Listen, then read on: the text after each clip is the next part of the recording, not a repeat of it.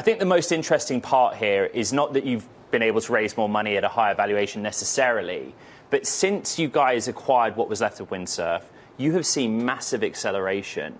Why did that happen so quickly? Yeah, absolutely. No, it's been like peanut butter and chocolate, basically, having the two product experiences. And, I think in code especially, I think AI has really taken off, and all of the best software engineers have already, entirely changed their workflows. The two main product experiences that you really see for that are, one, the IDEs, which is what Windsurf is, and two, the agents, which is what Devin is. And now that we have that combined suite, we've just seen growth accelerating. We've been able to, bring Windsurf customers onto Devin, bring Devin customers onto Windsurf, and also just continue to grow much faster. Founders Fund led this round. 8 VC, Lux Capital, prior investors also participated, many others. When you were negotiating the funds and the valuation, how much was the sort of what you got for Windsurf baked into that conversation? It's funny. So we raised this round, just recently. But as we were doing the Windsurf deal in July, that weekend, I was on the phone with Peter, kind of giving an update on the business. And Peter being Peter Thiel? Peter Thiel, that's right. Yeah, giving an update on the business and how things were going, and talking about the Windsurf opportunity that we had in front of us. And they were, first of all, they were extremely supportive of doing the deal, and they saw the same synergy as well. But they were very clear with us that they were very happy to give us the support that we needed to make sure that we could get the deal done as well. And so that was a lot of what gave us the confidence to go ahead and go through with the acquisition. How much is the money necessary right now, Scott, to fend off competition? Look, I'm thinking of you as the first AI software engineer. That's what Devin is. But we hear Sam Altman talking up GPT-5, how good it is at coding. How much are you seeing other companies trying to get in the space? Yeah, absolutely. So far, we've been quite efficient as a business in terms of capital spend. But of course, we see a lot of ways that we can accelerate our business further with a lot more capital. There's a lot of work to do on go-to-market and on just generally growing the business out there. But of course, much more to do as well on research, model training, and so on.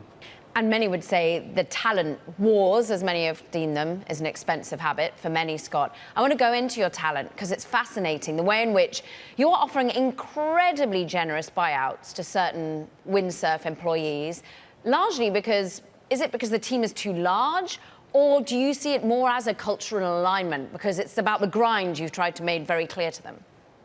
Yeah, it's more about the cultural alignment. And, I think it's worth calling out that, especially in AI, with things moving as fast as they are, we have a very intense culture, and that's a lot of what we are. And obviously, it's not for everyone. And so we want to make sure it's clear for folks that that's the case. And, I think for the right people, it's amazing, and it's exactly what they're looking for. But again, it really is not for everyone. And we've been excited to grow the team. I mean, we've brought in some incredible folks from the Windsurf side now in the last 6-7 weeks post this acquisition, and then also been growing the team in a lot of other ways as well. Well, a lot of other ways. My understanding, Scott, is that two historic or either participating investors in this round have decided to join you full time. That's right. Who are they and why? Yeah. So we had Christian Lawless from Conversion Capital who came and joined us full time, and then Emily Cohen from Neo.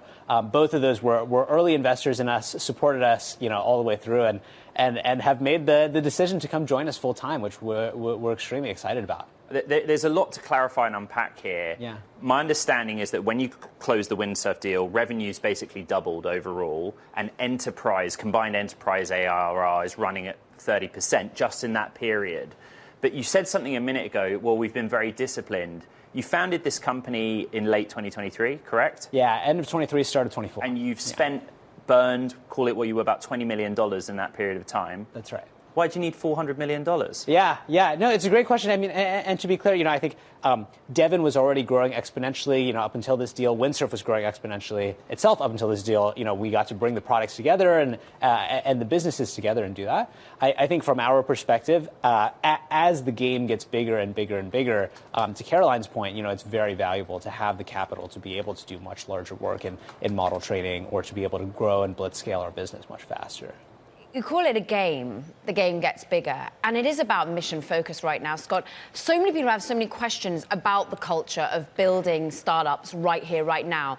It does feel world-changing. But Scott, I put it to you, when you're talking about routinely being in the office through the weekend, doing some of your best work late at night, many of us literally living where we work, how do you keep people engaged? Sure, within your talent pool, you probably have to lose carers in some way. You have to lose those who have other physical and mental passions.